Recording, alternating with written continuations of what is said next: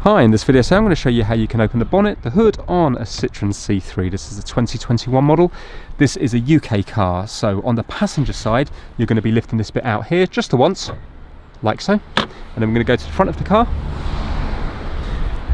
and there's a little black hatch just underneath here that you just need to lift up, and then you open up the bonnet and you have a little stay just here, and it goes into this part just where the arrow is. So there's an arrow located here telling you to put it into this one here, and the catch is here, so you can see how it works now. When you do this, that lifts up that bit there, and then to close it we're just going to get the stay and we're going to be putting it into this little bit just here, and then just let the bonnet go down gently and just push it until it clicks, like so.